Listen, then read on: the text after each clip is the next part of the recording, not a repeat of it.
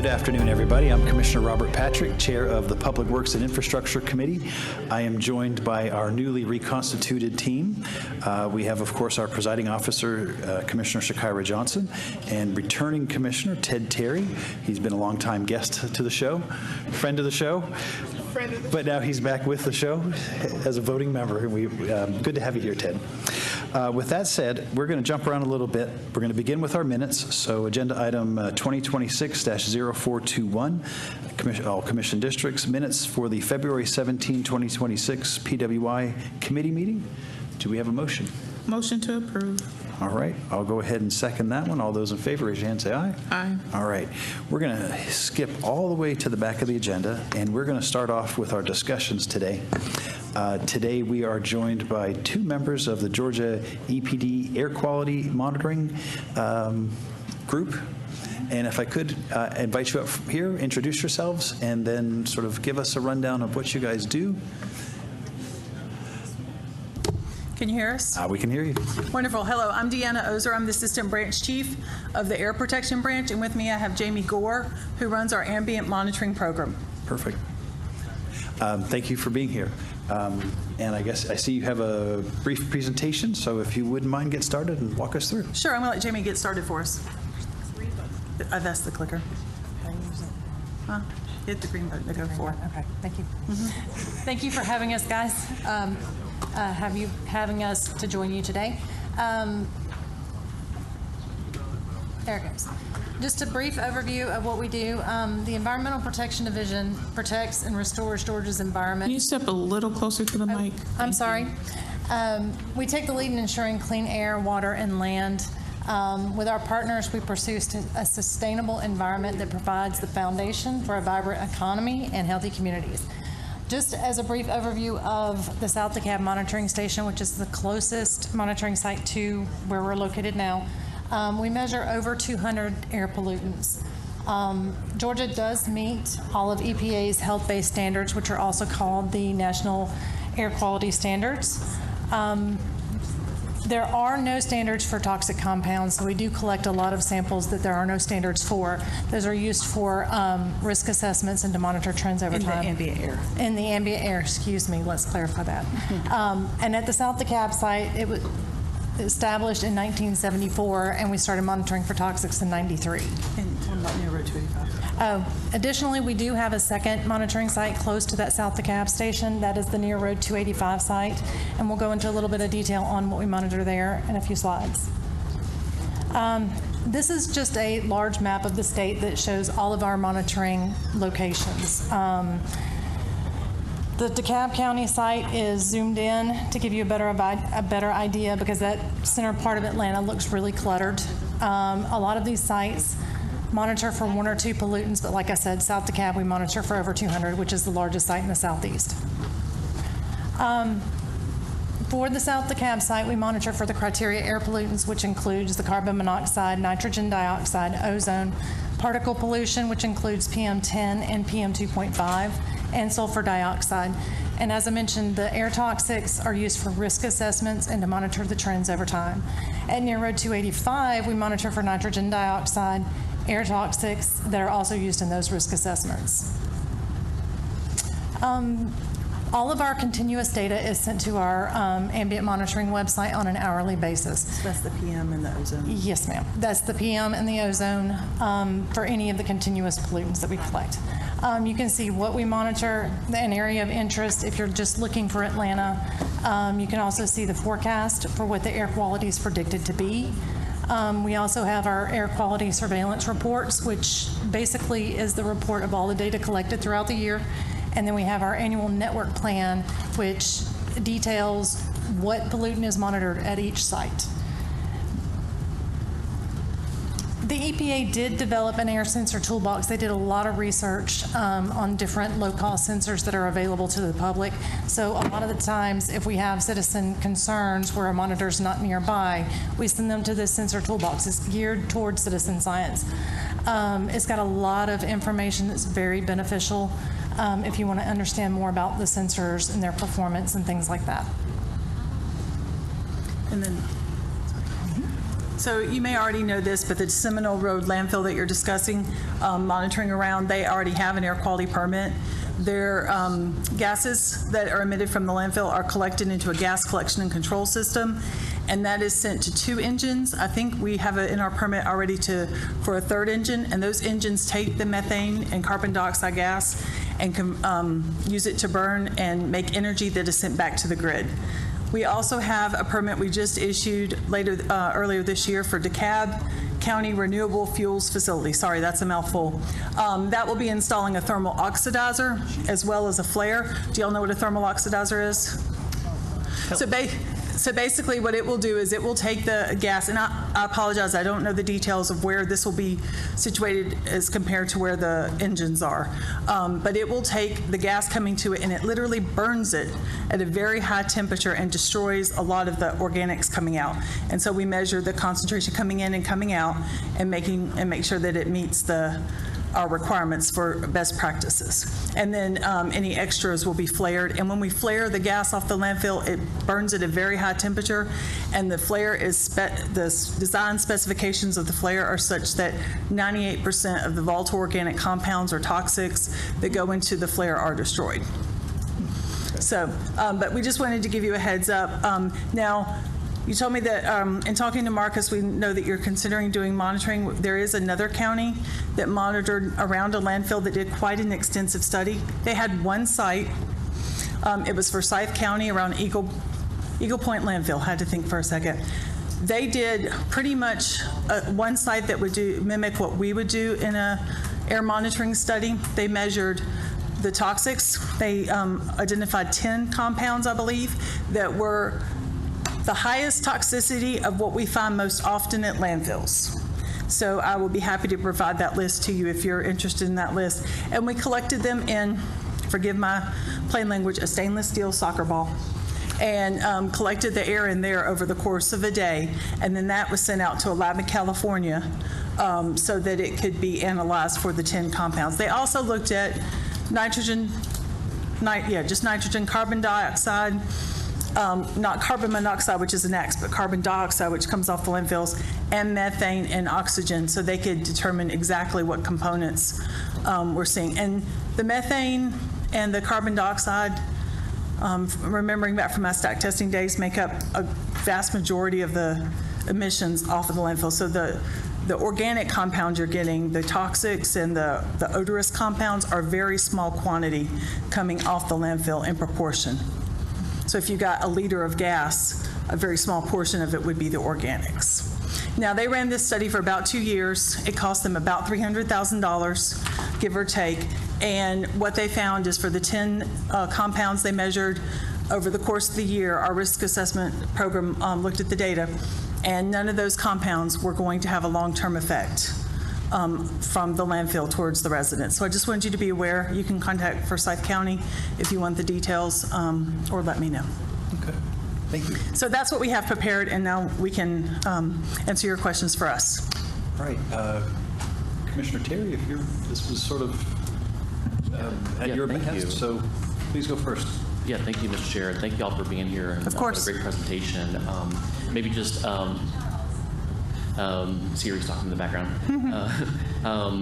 Real quick on just this last slide here, Forsyth County, was that just like a typical municipal landfill? That It was. Took all things? It was very similar, just a municipal solid waste landfill. Okay, and I guess we can get the details on it, but how is the Forsyth landfill, is it a large one, a medium one? Eagle Point's fairly large. They also have a landfill gas collection system that they ran for a number of years. Okay. I don't know if it's continuously operating now, so I apologize for not having that. But if you have any questions about that one and how it compares to Seminole, please just, we have our information on this slide. Yeah, Sorry. The data y'all have on Seminole, because there was some, I can't remember if it was a couple years ago, because the EPA had kind of like the top 10 sort of like highest emissions, and Seminole was like number 8 on there.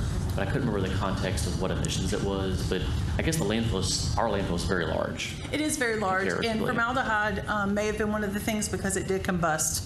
Okay. The combustion process may have had the formaldehyde. The EPA comes out with a what do they call it now? Air toxic screen. They've changed the name over the course of the years, where they look at places where we can look a little closer. And I know formaldehyde has come up in that area in the past, but nothing of concern. Gotcha. Okay. Very cool. Thank you. And then one of the things, the slide where you have, go back to the slide where you had like the EPA monitors. Yes, sir. I think one of them that we researched was purple air monitors. Yes, sir. Okay, because that seemed like kind of like a neighborhood sort of solution. It is. So that's something that y'all do recommend for communities to. Well, we can't recommend any brand, let me be clear. Okay, recommend go to the website and do your I will say in our experience, Jamie has a number of scientists that work closely with communities and universities that do studies, and we have seen a lot of the data with the purple air. The purple air does respond very well. With all these low-cost sensors, what you're going to find is they're going to give you a good trend, but they may not, like if you have the purple air hanging in your neighborhood, you might not be seeing the same thing that would show on our website that Jamie showed because of the quality assurance procedures and just the siting and what's going on locally, because it's going to pick up anything happening in your backyard as well. But we have seen that they can be correlated very well to our instruments, and as a matter of fact, if DeKalb County decided to proceed and get purple airs, we could certainly co-locate them at our site. The South DeKalb site that Jamie talked about is 3 miles. Okay. I mapped it on Google Earth. It's like 2 miles from the edge of Seminole Road, from what I could tell on Google Earth, to our station. Okay. So that would be a good place for you to put up any of your instruments. Okay. We have a testing deck there, basically, where people can co-locate sensors and run them against our regulatory measurements. And we do have, as Jamie said, almost 100 different toxics we measure there. Yeah. So we have a lot of things to compare it with. Absolutely. And I think one of the proposals, commissioners, that we had asked Science for Georgia back in 2025 was to just sort of look at a map of DeKalb and see where the existing sort of government-sponsored ones. Well, that one's actually for the landfill. Okay. That's a little bit different, but it's related. But there, and it's not in this packet, but Okay. the goal was to sort of fill in all the gaps and try to get enough, like basically the county would purchase purple air monitors and put them at like parks or other government facilities, and then have them all tied in to one sort of, you can go and get and find the one near you. Yep. So, I mean, do you have any opinions on that? Because, I mean, we would, and I think part of this program is like neighborhoods could get it, but when we did the Science for Georgia, they sort of said, well, here's kind of where you could place them that would kind of have a radius. Right. And I think it was like 20-ish purple air monitors would sort of cover the gamut of DeKalb County. But do you think the purple air monitor is just a good Purple air monitor is a very useful instrument, and it's probably one of the better ones that is on the market today. Now, it will only give you particulate matter. And when we talk about PM 2.5, you can think about 20 of them can fit on a piece of a human hair. Yes. And that's what gets down into the capillaries of our lungs. So that's one we worry about for respiratory conditions, respiratory issues. The purple air can measure smaller than PM 2.5, and it can measure up to PM 10, but we haven't verified that as well. But the 2.5 does correlate very well with our instruments. So yes, and the purple air monitors, when you get those, they do take a lot of data, so you want to have some sort of wireless connection with them and send them, and you can send them to the Purple Air website, and they're actually picked up by EPA's website. Okay. For your air quality index you see on your watch, on your computer, your phone. Okay. That could be from our instruments, or it could be from a local Purple Air, because they're all over Atlanta. All over the U.S., and those are picked up and sent to that website. Well, I mean, that's honestly, like, I just pull up my iPhone and look at the weather, and they have a little button for the AQI. Sometimes it comes from our instrument, especially if it's something besides particulate matter. But so a lot of the purple airs, they go to EPA's website. Especially they have a fire and smoke map for when you're having wildfires or a lot of prescribed fires like we have here in Georgia. Yeah, that's a lot of purple air data. The other thing that kind of came up in this discussion with Science for Georgia was related to the biolab fire. And I think when it was happening in real time, people were reaching out to us and saying, is my area being affected?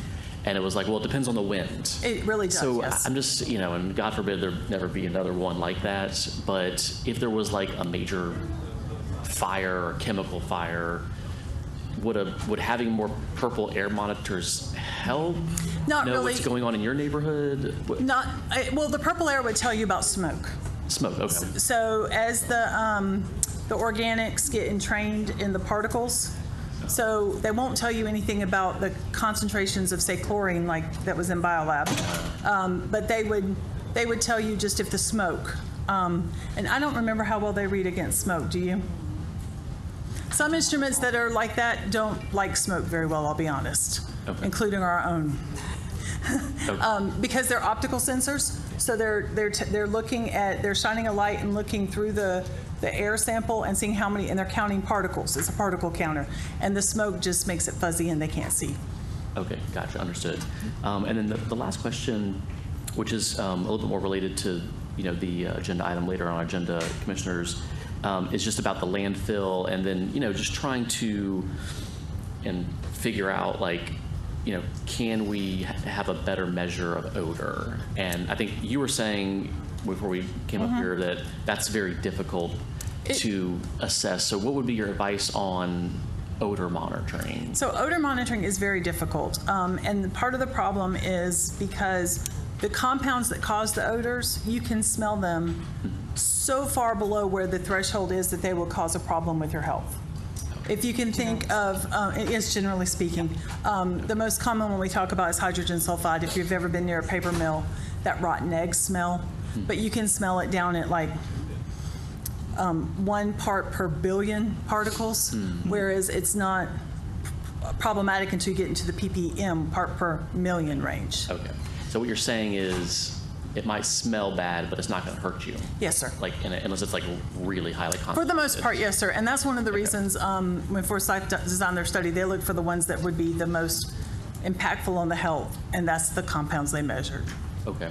And then actually one last question. So the other strategy that we've discussed, and I think the EPA on their website talks about this, but diverting food waste from the landfill to a composting facility, maybe elsewhere in the county. What are y'all's thoughts on how food waste diversion or even recycling diversion from the landfill helps with emissions and odors? So anything you can divert and recycle and repurpose out of the landfill is going to keep the greenhouse gases down. So it's going to keep the methane and the CO2. And as things break down, the plastics and everything else is going to keep all the other compounds out of the air. So we're a very big proponent across EPD of recycling and repurposing. But I don't know, I haven't seen any studies about how much that would be done. But we did have a group that did a greenhouse gas project, and they looked at all different measures that could be done. And if you would like, I can get you in contact with the engineer that was in charge of that program. Okay, yeah, wonderful. Because she might have had some information in her research I don't know off the top of my head. Gotcha, okay. All right, great, thank you. Yeah, for some of the people and organizations you've recommended, if you would pass those to Marcus, and then we can have Marcus research them and possibly have them come back to the committee for a conversation. Sure. Very good questions, Commissioner. I hope you enjoyed this, because this was for you. Commissioner Johnson. Yes, thank you, Mr. Chair. I had a question back on the Forsyth landfill study on slide 8. I think you said they collected a sample over the course of 1 day, but then the study lasted for 2 years. So the way oh yes, ma'am, I wasn't very clear. I apologize. The way it works is when we collect our samples, we run a sample from midnight one day and midnight to midnight the next night, so 11:59 the next night, so that we capture the whole day. But we do that every 6 days on a rolling calendar set by EPA. And when Forsyth did their study, they just followed the same calendar we were using, so the data was comparable. I think overall it was like over 8,000 samples. And for PM, the particulate matter, that's the purple airs are about the size this big. I don't know how to describe, about the size of a grapefruit. The high quality PM 2.5 beta attenuation monitor, it's quite a box and it requires power. So the purple airs can be run on solar panels, or they can have electricity. But we have found you really want to have a wireless connection with them. instead of trying to dump the data to the thumb drive. That was problematic. And that sampler, the steel soccer ball you mentioned, Yes, that's what's in that middle picture? Yes, ma'am. Okay. Yes, ma'am. And that's the thing on the bottom. And the thing on the stainless steel soccer ball, we call that a Suma canister because that's how it's polished, but it's the size of a soccer ball. And what happens is there's a little cone above it that pulls the air in through a tube, and it's metered how fast it pulls it in, so it fills up the 6 liters over the course of the day.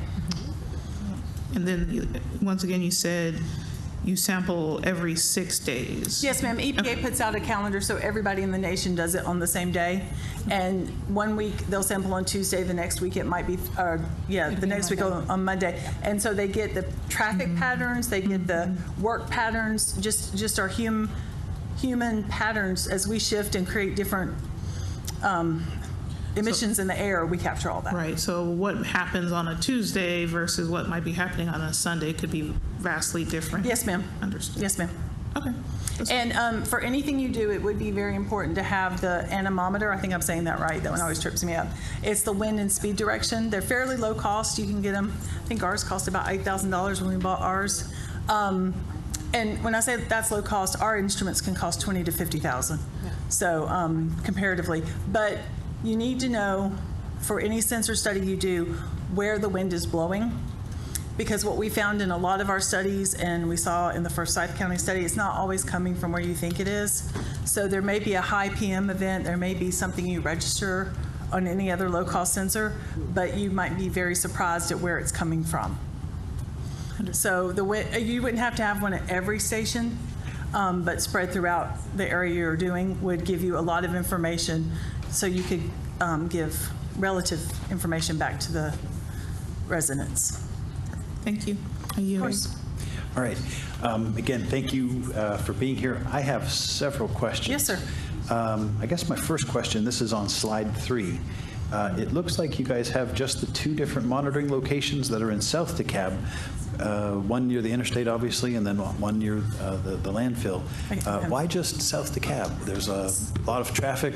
Spaghetti Junction is one of the worst intersections in America. So Yes, sir. When we put out the near road stations, we had to put them in high congested areas, and those are fairly new networks. We have one at Georgia Tech right on 7585, right on those 14 lanes of traffic. And we had to put out a second one in Atlanta. And we did look at Spaghetti Junction, but because with ambient monitors, you have to have an area around the monitor that's fairly free from interferences, like trees are an interference for our measurements. So with all the construction going on around Spaghetti Junction, we talked to EPA, and we decided to do it at the intersection of Flat Shoals Parkway and 285.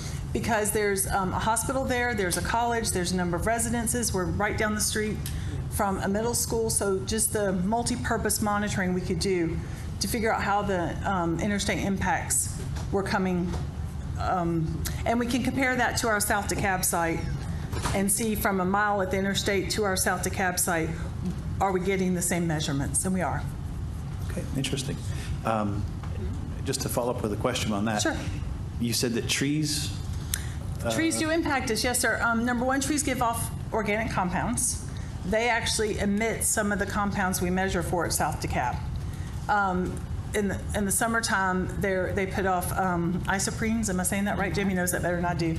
And while they pull in the carbon dioxide and are great for that, they also emit organics. But the other reason we have to have them away from our instruments is to get a clear airflow.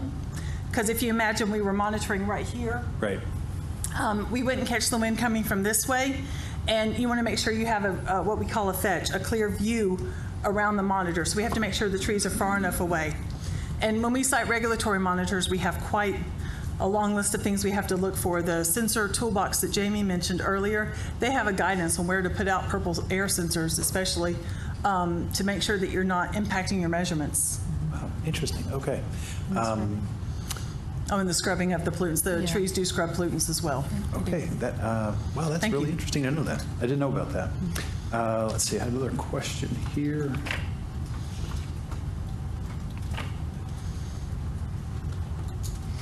Well, a question, but I know it was answered. But just to hear it stated correctly, as was stated. So, out of a 7-day time frame, you only sample one day. that? For the toxic pollutants.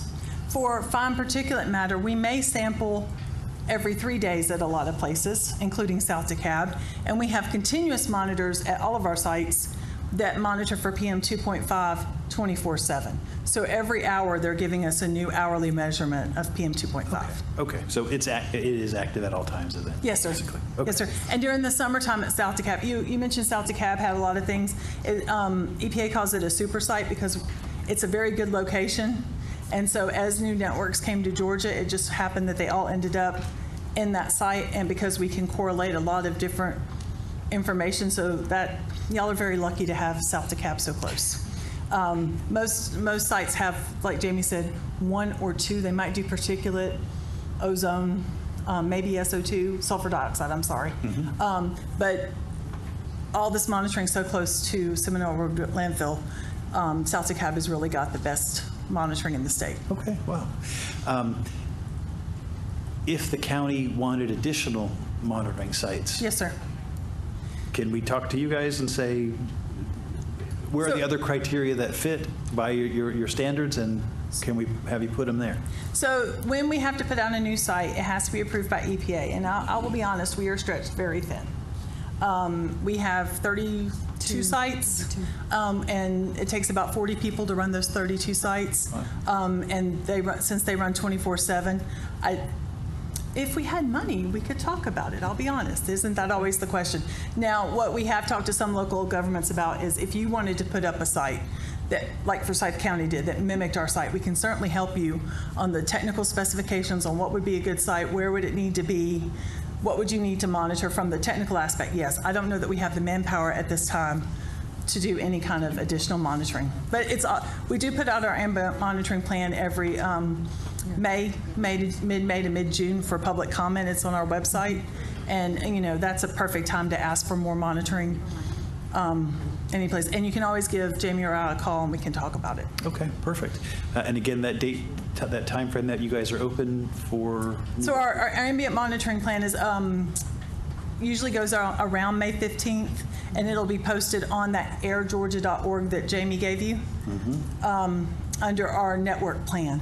It's under the reports tab. Oh, thank you. Yeah, the reports tab will put a draft monitoring plan. That's when it's open for public comment.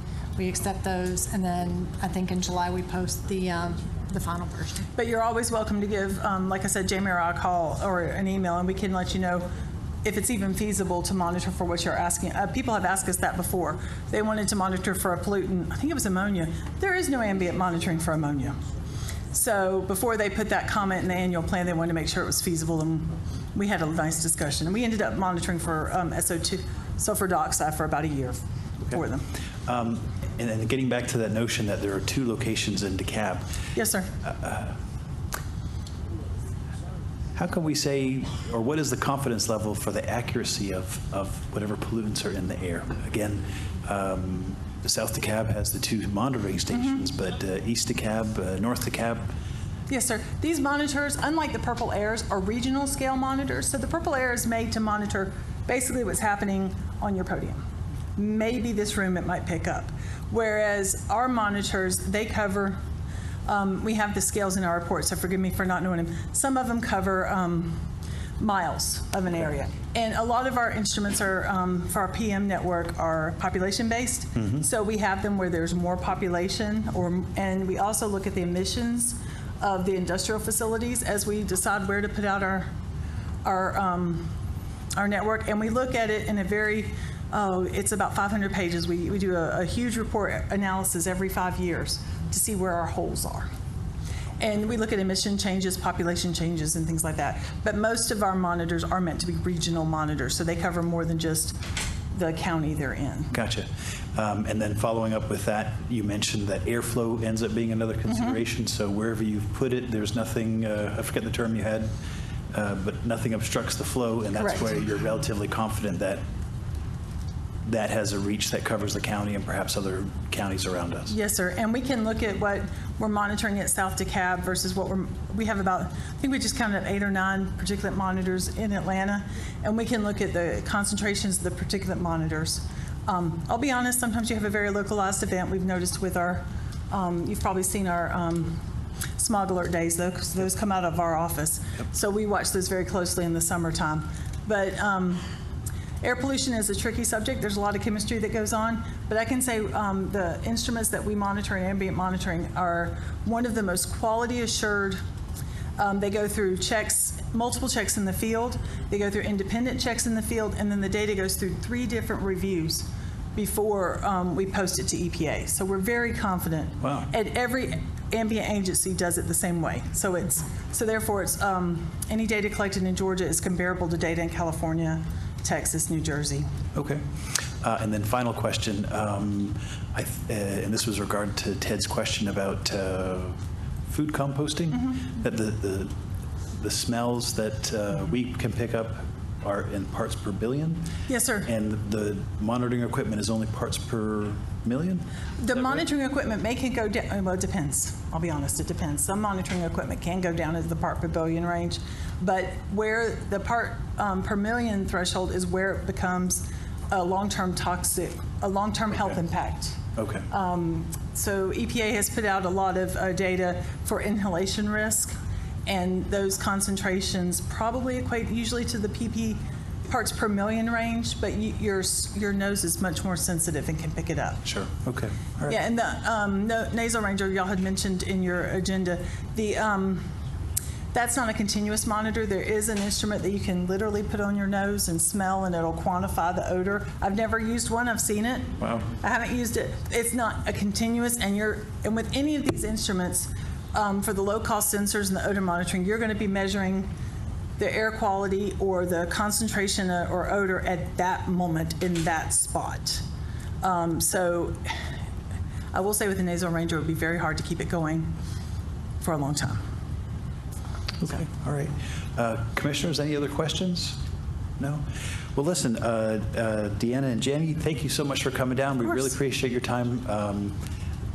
Tuesdays, we have an idea where things begin, and sometimes one committee runs over and we just work together with each other. So thank you for your understanding. Of course, no problem. Appreciate your time. Yes. And again, if you wouldn't mind, Marcus, if you can follow up with them and some of the questions that the commissioners asked, Forsyth County and some other instruments, let's have a follow-up conversation about those as well. Of course. And if you come up with any other questions, Marcus knows, we'll be happy to answer them after the fact. Well, we've got questions. I promise you that. Of course. Thank you. Hey, thanks so much again. I appreciate that. Thank you. Well, I'll tell you what, since we've had this conversation, Commissioner Terry, do you want to look at 1787 right quick? Or do you want a little more time to sort of digest what was presented here, and then we come back and have a conversation? Yes, I would like to get a little bit more information because that was so. Thank you for that because they were very helpful. So yeah, I would like to get back with Marcus and my team on the foresight study, the purple air monitors. We'll probably send y'all a question about I forgot to ask about the air filters, but we'll send a couple of questions, get some clarifying answers, and then if we can just defer this for 30 days. Okay, and if I could suggest the criteria by which they look to locate their equipment, I think that would be a good thing to have as part of the conversation when we look into this, because if there are other places that we could put that in the county, I think that might be a long-term good idea. And also, if we're going to be putting the monitoring station up, what skill sets needed to hire the staff to monitor that? So if we can get that information in our follow-up, that'd be helpful too. Thank you. Yeah. Okay. Great idea. Thank you. All right. Okay. Yep. Thank you. Y'all have a good day. Motion to defer for 30 days? Second. All right. We've got a proper motion, proper second. All those in favor, raise your hand and say aye. Aye. All right. 30 days. All right. Next, if it's all, Zach, if everyone's ready, the CIP update.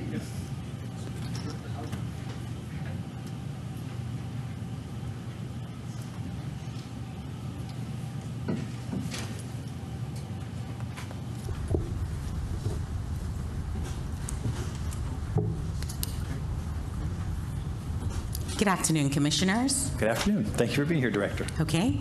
As we discussed at the last PWI sessions, as we undergo the development of our capital improvement program for this year. We plan on doing a series of 7 engagements or communications with the board. So as we are developing the CIP, we keep y'all abreast on our progress. The last time we really focused on the overall flow of how you develop the CIP, starting with defining the projects, and today we're going to be looking at prioritizing the projects as we go along. We do have the entire drinking water and wastewater system broken up into various components. So we've grouped them according to the treatment facilities for drinking water, treatment facilities for our wastewater system. Then we have our bigger assets, linear assets, our larger pipes. Last PWI session, we focused on our drinking water transmission mains, which are similar to our highways or the freeways for the drinking water system, and we focused on the transmission mains. Today, we're going to focus on the smaller size, smaller diameter water pipes, which are within our community. And for upcoming sessions, we will then switch to our treatment facilities as well as our wastewater or sewer facilities as we go along. So that's the reason we're saying how we're going to prioritize. So that's part of our developing the CIP process, and then we're going to focus on one of the asset categories as we go along. So let's get started. So how we build the CIP.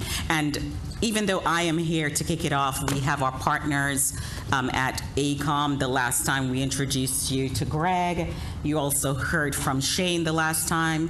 He's going to talk to us about how we are prioritizing the projects, and then we are going to switch it out back to Brad Curran to talk to us a bit about how our strategy surrounding how do we determine what water pipes in the communities do we do first, second, third, the prioritization process. So I'll go ahead, and Shane, are you up first? Yes. Okay. Hey, Shane, welcome back. Afternoon, Commissioners. So I think the last time I spoke to you, I gave you an insight into the bigger process, that's the program management plan, so how we deliver the CIP in essence. And I spoke to you about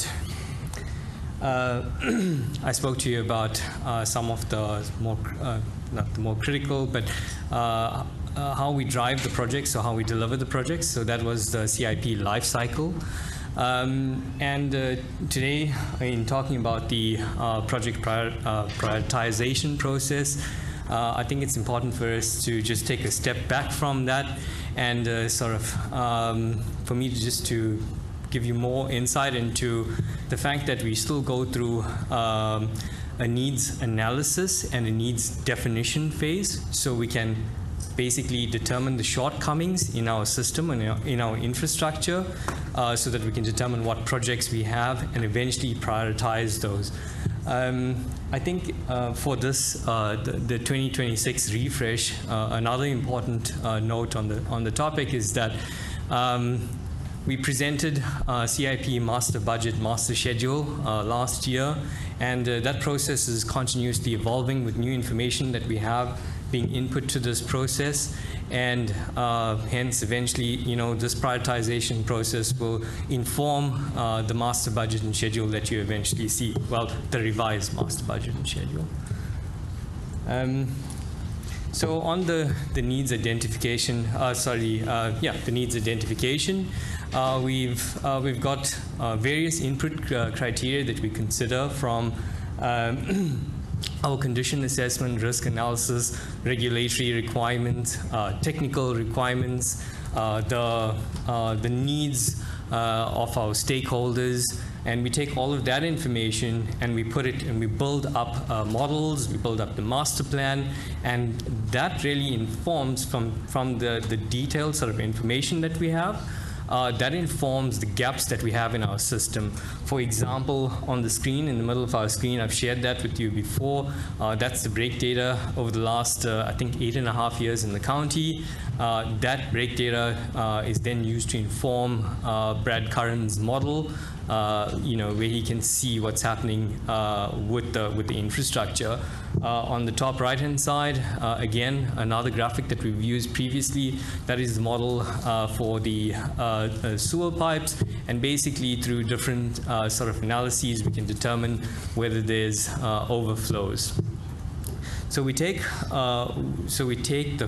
the high-level information that we have, and this is Brad Curran, Brad Cleckley, our team members that then, from the very high sort of viewpoint that we first established, they need to provide more information on those projects so that we have an understanding of the cost, the schedule for that project, the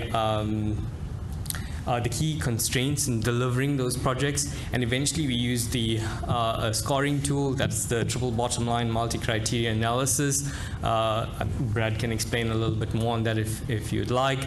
But then to evaluate all those projects and place them on the same sort of datum for the prioritization process. All of that information eventually feeds into the CIP master budget and schedule that you've seen before. And again, what that master budget and schedule allows us to do is have a definite plan on what the priorities are, how much we need, when we are implementing them, and so forth. That planning process ultimately moves us from the reactive sort of state that we are in to a proactive state where service delivery becomes sort of predictable. Finally, I think I introduced you to this last time, but we are in the process of uploading documents to the site. Please let me know or let us know if you've got any issues with that. We will continue to upload documents to the site as we go through these meetings. Thank you. All right, thank you. Commissioners, any questions at this point in the presentation? Nope. Okay. You did a great job the first time. Thank you. All right, Director Hauser, who's next? Okay. So as Shay mentioned, we have a prioritization process. We are actually undergoing that process right now for both our drinking water and wastewater systems as we go along. Next time we have a PWI session, we do plan to give you an actual example as how we have done the prioritization process, just so that you could see. This is a reminder that you have access to all of our information. It's at your fingertips. You should be able to just click on your confidential SharePoint site link to access information. Now we're going to shift gears and we're going to focus on a class of assets in our system. Last PWI session, we looked at our transmission mains for the water system. Now we're going to focus on the pipes that are within our community. And Brad, even though he spoke last time, he's going to give us the strategy for how we're addressing it. One of the reasons we pull on Brad is because he is one of our authors for our master plan. So he provides a good link into what we assessed under the master plan, what we're experiencing in the field, for example, all of the work orders, any complaints that are coming in, and how we're integrating that into how we need to address the system in the 10-year horizon we have before us. So Brad. Welcome, Brad. Thank you.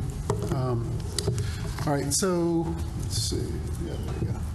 So basically, I'm going to talk about small diameter this time, small diameter pipes, and I'm defining small diameter, 12-inch and smaller. Okay, just so that we have some clarity on that. It's primarily, when we start looking at replacing small diameter pipes, it's primarily a risk-driven process. We've had actually 2 different independent risk assessments done on the pipes 12-inch and smaller. And a risk is basically defined as consequence of failure and likelihood of failure. You take those 2 things, and there's a bunch of different things that feed into those, but ultimately you get a number for each one of those, you multiply them, and that gives you a risk score for each pipe. And so we take that, and that's really our main criteria, but there are also a number of other ones that we use.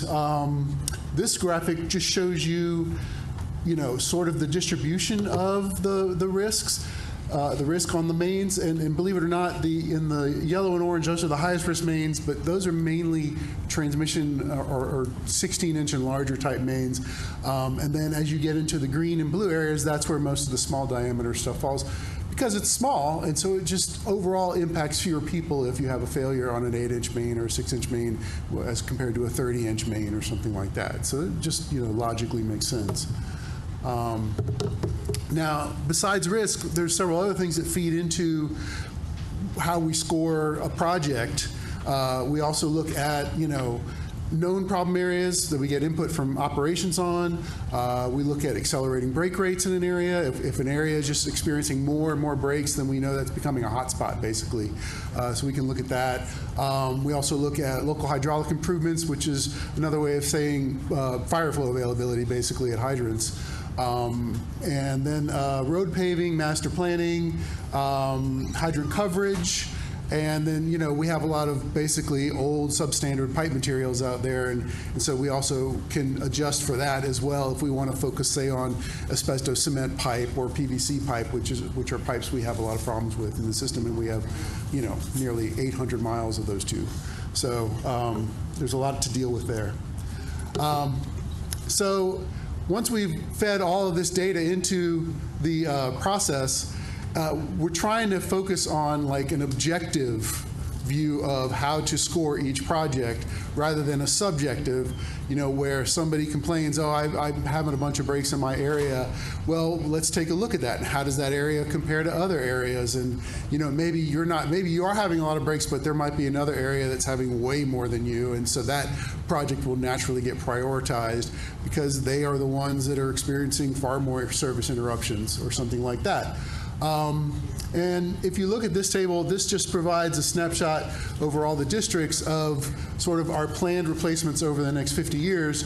And you can see we're totaling about 1,500 miles of pipe that we're targeting over the next 50 years, which basically is right in line with the rule of thumb for typical industry standard, which is basically 1% of the system per year. You have 3,000 miles of system, so you would look to do 30 miles a year. So in 50 years, that's about 1,500 miles. So that's that. You can see how the numbers sort of worked out that way. And then it sort of provides a breakdown by district. You might say, well, why is District 5 so much lower than District 1? Well, District 5 has some of the newest pipe in the system, and so that it naturally has fewer breaks and fewer issues. So it is lower on the priority scale. Whereas District 1, which is and really you can think of DeKalb, start drawing a circle from the city of Atlanta out, and that's how DeKalb developed. So the oldest stuff is closest to the city, and then as you move further away, you get to newer and newer pipes. So really that southeastern portion of DeKalb is one of the furthest parts away from the core of Atlanta development. And this just provides a graphic overview of the table I just showed you. The map on the right is the full 50-year replacement plan for all the pipes we're looking to replace over the next 50 years, and the map on the left is just what's currently in the 10-year CIP. That represents, depending on the day, today's funding allotment for small diameter replacement, anywhere from 65 to maybe 80 projects or something like that over the next 10 years. Something is what we're looking at. And finally, so once we develop all these projects and everything, and we have a budget number provided to us by the CIP, and there's a lot of other projects, so it can actually change on a week-to-week basis even. We will feed those numbers into. We have a scheduling tool that we feed the budget amounts into, and then the scheduler will literally take our ranked projects and determine when they will actually be done. We can say, okay, based on the available funds, we think this project will hit in 2029. Because that's where it is in the ranking, and so we'll spend this much money each year, and by 2029 we'll get to that project because we will have done all the ones ahead of it and that kind of thing. So it's a really neat tool that helps us sort of look to tell exactly within I'd say plus or minus a year maybe when a project will actually come, and start being implemented. And that's it. Any questions? Commissioners, any questions for Brad at this point? Commissioner Johnson? Yes. Good to see you again, Brad. I did have a question. Let me get back to it. On the risk assessment, on slide 13, so were you saying that part of the risk assessment is how many people might be impacted? Like the more people impacted if that pipe were to go out is a higher risk? Yes, that is correct. Which is why the larger diameter pipes have a higher risk than the smaller diameter They pipes. carry a lot more flow. That is correct. Understood, okay. And then on page 15, looking at the District 4 risk score is second highest at 13.1, but we're percent above or below countywide average of replacement, I think that is. That's correct. So we're 9% below the average of getting pipes replaced for District 4. Am I reading that right? No, that's actually that's the breaks. You're 9% below the average number of breaks in the county. So that's a good thing. That's a good thing. That's a good That's right. thing. Okay. I'm glad I asked the question. But if you want to see, the last column is where you can see the total percentage of pipes in that district that are planned to be replaced. So you're almost right at 50%, about half the pipes in the That district. 48.7. Yeah, 48.7. There you go. Yeah. Okay.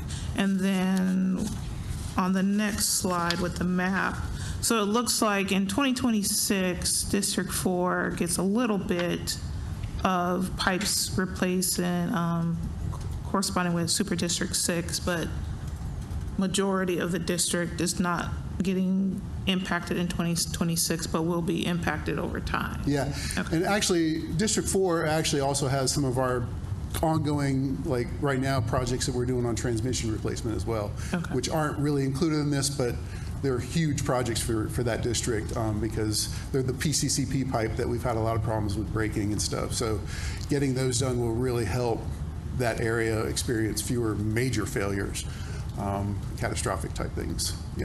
Okay, so this is also factoring in that whole timing of making sure that while the large diameter is getting worked on, basically we're not getting in the way with fixing the smaller diameter. We're phasing that and timing that. Yeah, that's right. Okay, I'm good. Thank you. She took all my questions. Commissioner Terry?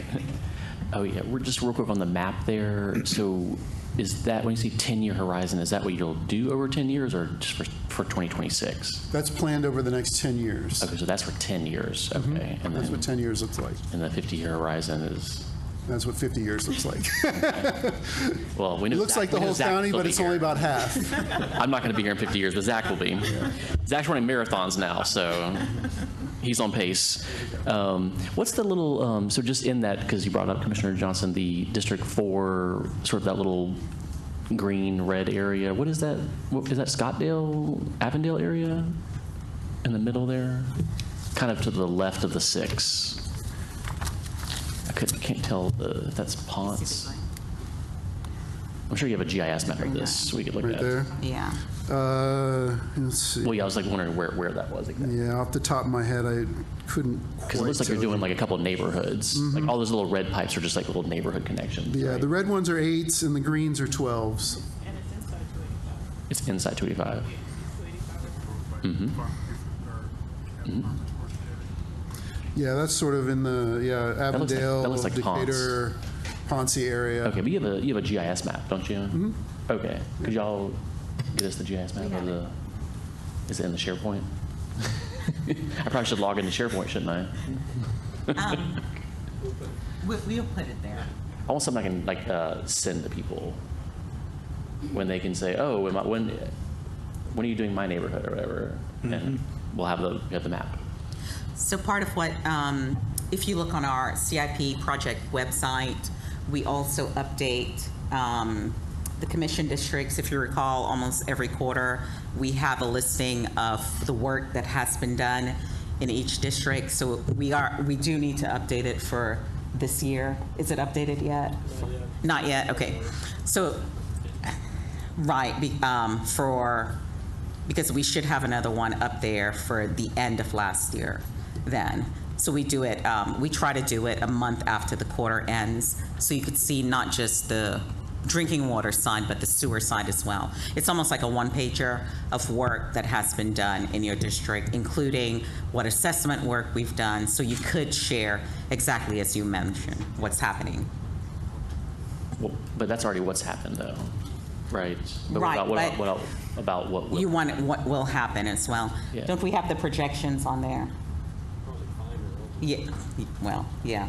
Or really just, I mean, just this 10-year map, but just with more details. More details. So you just know where it is. Yes. I think no problem. think that's Ponce, that line right there, because it looks like the Clarkton edge. We actually have something coming. Marcus has been hammering on us to get it before you all, and we do have it planned. So we could show you where you could actually click and see. The CEO mentioned it before, and we do have something. Okay. So it's broader than just water and sewer. It includes other departments as well. It's coming. We just have to, it's there, we just have to present it to y'all. Thank you. We're waiting on y'all. Yeah.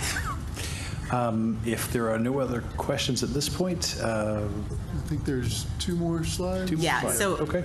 so we just switch into kind of what we've done and more details regarding our forecast, and we have our lead for our program management team. So Greg, he'll talk to us about that.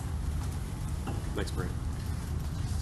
Last 2 slides on the presentation. So looking backwards to last year, which is the first year of the new CIP, as to what we accomplished within this program for small diameter water main replacement.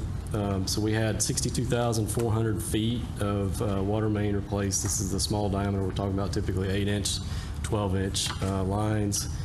Those projects that you see there below is what comprised the projects that were completed last year: Salem Road, Miriam Lane, Claremont Terrace, Harrington Drive, and Catherine Valley. So amongst those, there was approximately 12 miles worth of water main that was completed last year. Pretty good, considering the first quarter of last year was slowed down considerably and waiting on the rate increase and the new CIP approval. But of course, we are ramping up, as we said 2 weeks ago in the last PWI, to increase the delivery on this program as well. So looking forward to this year, and all these projects are actually underway now at different stages, different phases. Some of them are 50% complete, and others towards the bottom there are just now starting. But essentially, we got $60 million worth of small diameter water main projects planned through those that you see that will be completed this year in total. Some of those, like grant, may slip slightly towards into the first part of next year, but for the most part, all those projects will be completed this year. So you're going from essentially 12 miles in 2025 up to around 27 miles of water main replacement planned just for this year, which is pretty good. Most of this work is done through the county's annual water and sewer on-call contracts. So all this from last year and this year is under the current contracts, existing 4 contractors that Watershed has. So that'll go through the end of this year. We've also bid out the new annual water sewer contractor, which will take over once these go away at the end of this year and pick right back up and continue on. So those bids have been taken, but they've not been recommended and come to the PWI board yet. And I believe that's it. Maria? All right, commissioners, any questions? I have a question. I just wanted to make a comment. Thank you guys for the presentation. So when we were at our legislative conference in DC the other week, we had just gotten the PWI presentation from 2 weeks ago, and when we met with some of our legislators and the departments, I was able to provide some of that data of how much money we were investing in the projects in the pipeline. So just appreciate having that timely information. If there's no other questions, let me throw something at you. So one of the projects that you had listed here was in Chamblee. And I noticed that when the project was complete, you guys paved an entire lane, not the whole road, but the lane. But there have been other projects where you've just simply gone back and paved that strip. Jurisdiction by jurisdiction. So different jurisdictions have various requirements for us in, outside of unincorporated DeKalb. So as we go through different cities, we follow their parameters because we also have to engage with them regarding permitting and things that are happening in their area. Of course, it's a highest cost for us to do that. So, but it's a good reward for the residents, because they're not complaining after that. Perhaps, Marcus, if we could have you look into some of the cities, whatever ordinances they have in place, and we can maybe have a conversation here at the BOC about that, because I can think of Embry Hills in particular that lets me know frequently about that line that goes through the neighborhood. All right. Director, as always, much appreciate you and your team. And we'll see y'all next PWI, and we'll continue the discussion as we move along. Perfect. Thank Okay. you. Thank you. All right, commissioners. We're going to get back into the business of things. Let's see. New agenda item, Department of Finance. UCO to be used by Department of Watershed Management, Public Works Sanitation, and the Peachtree DeKalb Airport. Hey, Diane, Director McNabb, good to see you. Good afternoon. Diane's fine. This is our contract for with the company that hosts our portal for bills presentment and payment, as well as for anybody that's still receiving paper bills. It prints and mails our bills, so they take care of all that. Okay. I guess let me just be formally correct and read agenda item 2026-0182. This is for all commission districts. Change order number 7 to contract number 988895, print and mail services, electronic billing, presentment, and data processing, annual contract with 4 options to renew for the Department of Finance, UCO to be used by the Department of Watershed Management, Public Works Sanitation, and Peachtree DeKalb Airport. This contract consists of providing customized billing, formatting, print, and mail services, hosting the county's water and sewer portal, and other miscellaneous statements to citizens and businesses. This request seeks to ratify a previously provided contract term increase. This request also seeks to increase the contract term through December 31st, 2026, awarded to Level 1 LLC, DBA Doxum Company, contract term extension only. So no new funds, just need some more time. No, I think that our costs are starting to go down with more and more people getting their bills online. Great, great. So we didn't need any extra money this time, at least yet. Checks are so passé. Yes, they are. Commissioners, any questions? No questions. No questions? All right, I'll open the floor for a motion then. Move to approve agenda item ending in 0182. All right, we've got a proper motion, proper second. All those in favor, raise your hand and say aye. Aye. Thank you, Director. Good to see you as well. Thank you. For Public Works Sanitation, we have agenda item 2026-0329. This is for all commission districts. Renewal of contract number 2000223, landfill professional engineering and surveying services, annual contract, first renewal of 4 options to renew for use by the Department of Public Works Sanitation. This contract consists of providing engineering and surveying services related to municipal solid waste landfills, including construction, operating, permitting, and compliance at the county's solid waste management facilities. This request seeks to exercise the first renewal option through April 30, 2027, awarded to Stearns, Conrad, and Schmidt Consulting, Incorporated, doing business as SCS Engineers, amount not to exceed $2 million. Hey. Hey, Commissioners. This is Shravan Singh, Assistant Director, Sanitation. Okay. I handle disposal and processing of trash. This contract is, we are asking for first renewal of the 4 options. The contract with SCS Engineers, this is for professional engineering work, which we do for landfill design, compliance reporting with EPD and EPA, and various other activities regarding around sanitation. Okay. This is for 1 year renewal option for $2 million. All right. Any questions, Commissioners? I have one question. So I know this is first renewal option and extending it through April 30th, 2027. So is the thought to extend additional renewal options, or are we considering putting it back out to RFP? Yeah, we went through the RFP process last year, so this is just this is our second year that it'll be. Understood. Thank you. Okay. Commissioner Terry, you got nothing? All right, I'll open the floor for a motion. Move to approve item ending in 0329. All right, we got a proper motion, proper second. All those in favor, raise your hand and say aye. Aye. Thank you. You're Yep, welcome. thank you. Nice to meet you.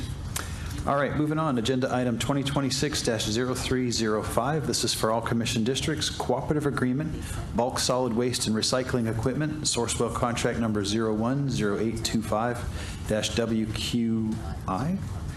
For the Department of Public Works Sanitation, this request seeks to purchase from the competitively let Sourcewell contract that we just mentioned for the provision of commercial containers as well as steel bottoms and top lids for roll-off and commercial services at various locations within the county, awarded to Waste Equip Manufacturing Company, LLC, amount not to exceed $425,518.20. Hey, Hey, good afternoon, sir, how are you? Commissioners. Good. It's good to see you. How you doing? Very good, very good. What else can you tell us about this? So this will be just for the containers for new service and also for maintenance and repair with the steel bottoms of existing containers. Just essential for operational services and commercial division. Okay. Commissioner Terry? Yes, thank you, Mr. Chair. So for the steel bottoms, that's where you'll have like a welding operation where you replace the bottoms that get rusted out and... Yeah, for any bottoms that get rusted out that need to be replaced, we have a welding shop that handles that exclusively. Yeah, that's great. I know that saves us a lot of money because if you buy them... Exactly. You know. Exactly. And just out of curiosity, how many commercial dumpsters do we have out there in DeKalb? Offhand, I wouldn't know. I would have to look and see. Okay, it's got to be thousands though, right? Yeah, it's up there in that number, but I don't have an exact number for you. Okay. I'd love to know that. Okay. More just, as it relates to this contract of, how many were, how many we're replacing the bottoms of, and then how many new ones we're getting, and just, kind of understanding those metrics. We had, and somewhat related, Mr. Chair, we had talked about the new camera system on the trucks. So Samsara camera system? Yeah, that's supposed to meant to look at sort of the sides, but also the fronts. Yeah, front-facing view, in-cab view, and then also on some of the vehicles that we have existing cameras on, a 360 view. Okay. If they have rear-facing cameras or side cameras. So those have all been installed and are operational? Yes. And our commercial vehicles, our residential rear-load vehicles, ASLs, and our tractor-trailer vehicles. Okay, great. I know that was a big deal when we approved that, so maybe we can kind of get an update on how that's going at some point, Mr. Chair, but that's all the questions I have. Thank you. Eric, if you don't mind, we'd love an update on something like that, on the camera installation and whatever the objectives of the cameras were, and I think it was partially auto accident reduction. That would be some great data to bring back to the committee. Okay. Okay. Commissioner Johnson, any questions? Nope, I'm good. Okay. Just a comment, a rusted bottom is better than a rusted tin roof. I can't. Anyway, The dad open the jokes. floor. That is a, oh, no, I'm not kidding. Anyway, with that said, I'll open the floor for a motion. Second. All right, we got a proper motion and a proper second. All those in favor, raise your hand and say aye. Aye. All right. All right, thank you. Yep, thank you, and good to see you again. Good to see you. Commissioners, top of page 3, agenda item 2026-0336. All commission districts, change order number 1 to contract number 1318937, tires recycling, annual contract with 2 options to renew for use by the Department of Public Works Sanitation. This contract consists of picking up and removing tires from the Seminole landfill that were collected from illegal dump tire sites, residential homes, and tire cleanup projects. This request seeks to ratify a previously provided contract term increase. This increase also seeks to increase the contract's term through January 31st, 2027, and funds awarded to Latham Home Sanitation Company, Incorporated, amount not to exceed $275,000. Mr. Singh, good to see you again. Yes, sir. Yeah, this is like it says, this is a contract extension with the Latham Home Sanitation Company for picking up our tires that come to the landfill and picked up by beautification units. Okay. Commissioner Terry. Thank you, Mr. Chair. So, and then where do they take them once they pick them up? They take it to, I think, Liberty. To the recycling, okay. Yeah, Liberty. So I know we're planning on having our own sort of recycling operation. So I guess this contract is through 2027, so there might be some need, at least initially this year, to keep this contract going. But do you expect, I guess, Zach, and like later when that operation is running, that we won't need to take tires to Liberty, or we still need to have that option? Right. At this point, we want to just ensure that we keep this safeguard in place. Once we stand up those other avenues that we're pursuing, we will evaluate if it's necessary, redundant, or quite frankly, ineffective to do this. But you know, for now, we just need to keep this in place. Okay. Got it. Thank you. Commissioner Johnson, any questions? No. All right. Seeing no questions, open the floor for a motion. Move to approve item 0336. Second. All right. We got a proper motion, proper second. All those in favor, raise your hand and say aye. Aye. All right. Moving on to watershed management, we have agenda item 2026-0162. This is for Commission Districts 2 and Super 6, agreement for the construction and financing of sewer upgrades with Next Development Partners, LLC, with a contribution of $832,000. Director Wells, good to see you. Good afternoon. So ultimately, this item is for us to enter agreement with Next Development Partners in order for them to form the necessary funding to upgrade the sewer system to facilitate their development. They're proposing a multifamily community of about 290 housing units in the city of Chamblee off Northeast Expressway. Actually, it's unincorporated District 1, Embry Hills. No, this is just north of that property. Sorry. I'm very proud that we got this in District 1. So Well, absolutely. Okay. Sorry, go ahead. So in order to facilitate that agreement, this agreement will ultimately need you guys' approval. The portion that they'll be required to fund is just shy of a little more than $800,000. The county portion is about $260,000. And again, it's just to ensure that the necessary upgrades are done to the sewer system for adequate capacity to serve that development. Absolutely. Commissioner Terry, and then Commissioner Johnson. Yeah, just real quick, I know at one point Maria was keeping track of all of the of these type of contributions. Will we be able to get like an update on how many we've done, I guess, in the last year?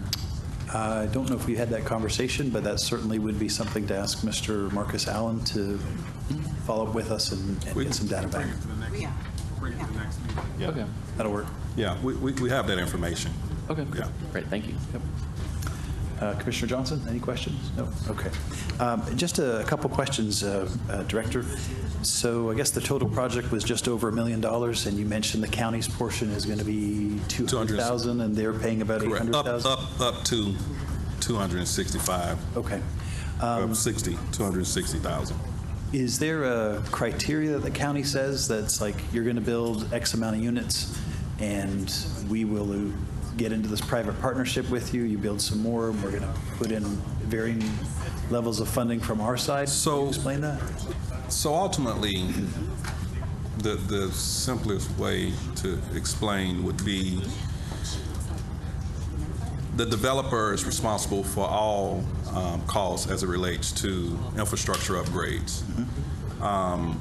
Where we get into where we'll cost share when there are benefits that exist to that could be realized for the county, and that could be affordable housing, could just be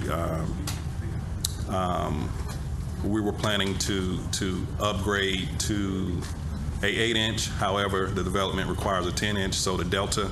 I got you. Yeah, so at no time do we use county funds to fund a development. However, if it's in the best interest of the county, we will do a cost sharing. Gotcha. Okay. Yeah. All right. I have no other questions, so seeing no more other questions, goodbye, Commissioner Terry. Are you leaving us? Thank you. Second. Proper motion, proper second.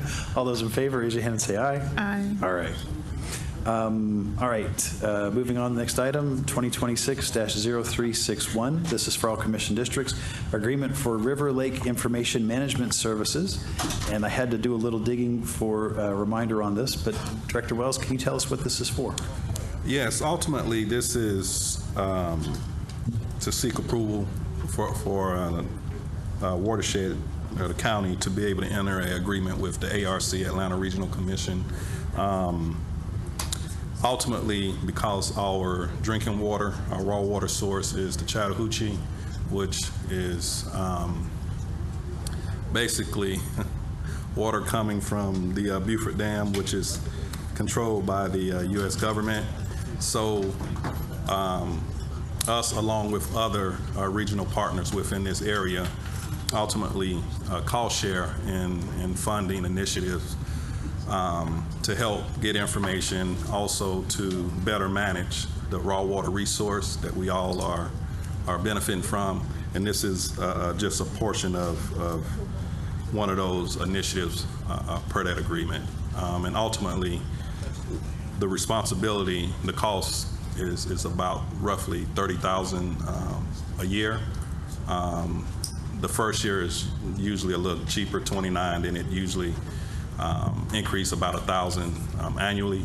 But ultimately, it'll allow us to get the necessary information on the Chattahoochee River levels and what's being released from the dam in real time, so we can adjust our operations at the plant to ensure we don't suck in silt. A question I had for you is do we pay this all at once, or are these going to be annual payments and then that's usually, what the escalator is? Yeah, usually annual payments. Okay. But because the agreements are typically multi-year, we have to come and get approval all in advance in order to honor our obligation to the agreement. Okay. Commissioner Johnson, any questions? Yeah, I did have one question. So, understanding, that we're seeing the 3 different years, and it's ARC. So, for the entities that are involved, like, is the cost that we're paying based on our population? Are we all paying an equal cost? Do you have an idea how that's broken down? So, in this case, because all of us are considered large, Okay. Large in kind of regional partners, the cost is pretty consistent. Understood. Yeah. Okay, I'm good. Okay. Seeing no other questions, I'll open for a motion. Move to approve item 0361. I'll go ahead and second. All those in favor, raise your hand and say aye. Aye. All right, moving on. Agenda item 2026-0241. This is for all commission districts. RFP, request for proposal number 2025-023 RFP, Shoal Creek Trunk Sewer Section 1 Construction Management Services, multi-year contract for use by the Department of Watershed Management. Consists of providing pre-construction services, construction inspection, and other field services, as well as scheduling and attending meetings and preparing progress reports during the construction phase of the Shoal Creek Trunk Sewer Relief Section 1 project. Recommend award to the highest scoring proposer, Benchmark Management, LLC, total amount not to exceed $5,648,923.50. I don't know, has this come back from audit yet? No, sir. It has not. Okay. This one, as well as the 2 following items, will need to go to audit. But if it's your pleasure, I could speak to them. I know we kind of running behind, but if you why don't we just, Commissioner Johnson, if you're okay, why don't we just save these 3 and Director Wells, have you come back when they're ready? Absolutely. Give us the in-depth on those, and we'll skip ahead. Your pleasure, sir. On the agenda. So this is now page 4 for those following along. Board of Commissioners, Super District 6, Agenda Item 2026-0245. All commission districts, allocation not to exceed $15,000 of DeKalb County General Fund to be considered for the 2026 budget to DeKalb County Public Health to conduct a study on the known health and environmental impacts of data centers on local communities. I'm going to suggest, since Commissioner Terry is not here, let's postpone this. 2 weeks. We could do 2 weeks if you'd like. Move to defer item 0245 for 2 weeks. Second, all those in favor, raise your hand and say aye. Aye. All right. And then the last item we have here, this is for Public Works, Roads, and Drainage. Agenda Item 2026-0337 for all commission districts. Change order number 2 to contract number 1248296 and 1248297. 84. Thank you. Thank you. Stormwater system cleaning, video inspection, services, and repairs for use by Public Works, Roads, and Drainage. These contracts consist of stormwater system cleaning, video inspection, services, and repair. This request seeks to increase the contract funds and term through December 31st, 2027, inclusive of price increases awarded to Chemi Construction Company, Incorporated, and A&S Paving, Incorporated, total amount not to exceed $2,936,060. And I believe this one, hey, Director, how are you? This one came back from audit, but they had a different number, if I recall. Yes, sir. And so are you guys going to come to us with a substitute? Well, or what's your plan? Well, we actually proposed the original amount of $2.9 million. And of course, we'll accept what the board agrees upon if it's the 2.5. But the reason for the 2.9 was that we're doing a lot of additional work. We actually, on this contract, we maintain 22,500 catch basins and 2.7 million linear feet of pipe. So the CCTV contract is a tool that we use to assess this infrastructure. We're doing a lot of additional work in-house, but in addition to that, we're also doing work. We have a project management team assisting us with some of our backlog projects. So we're using this contract to assist those as well. And one of the reasons that we want the additional funding is because we started the change order early because we're running out of funds now. And so this project, I mean, this contract, we're extending it to December 2027, but we don't have enough funds now to get there. So that's another reason why we really needed to add that 2.9. But we're willing to do the best job we can with whatever funds we're given. Okay. Commissioner Johnson, any questions? So I just want to make sure I'm understanding. Audit came back at 2.5, but you're asking for that additional to help a gap, basically, in the funding. Okay.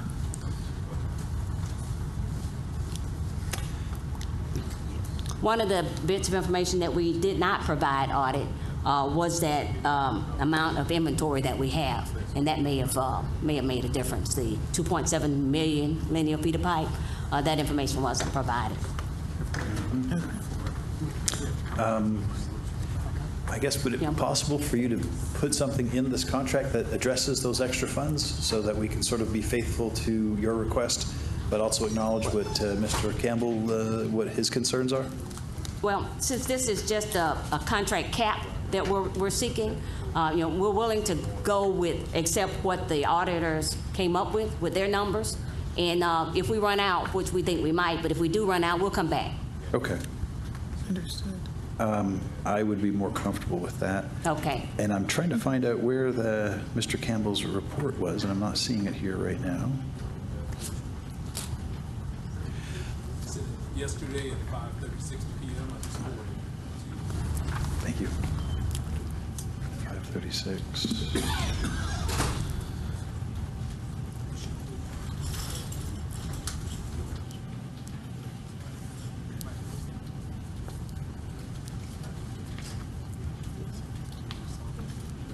There we go.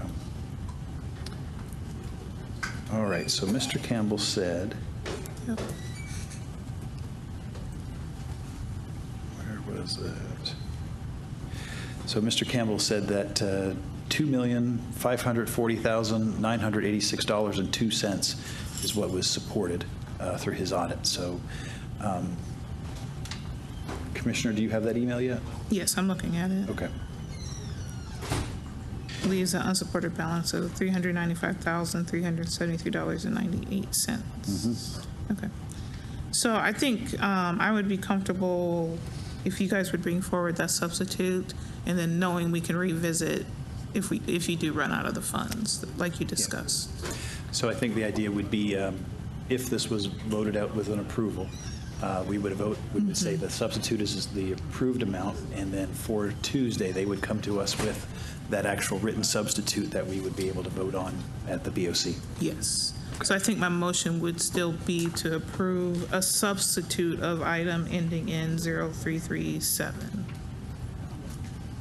Not that we have the substitute, but that's what we're recommending approval for, would be a substitute with that supported by the audit at the 2.5.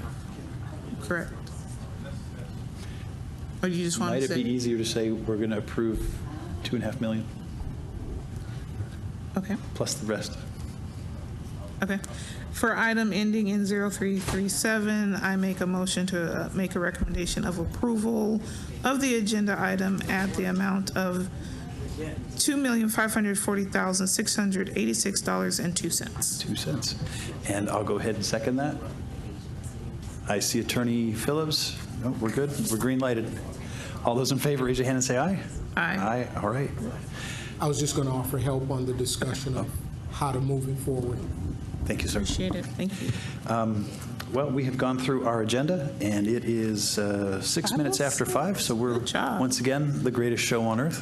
Greatest show? I hate to say this, but we do need a motion to adjourn. Darn it. Move to adjourn. I will second under duress. All those in favor? Yes. Aye.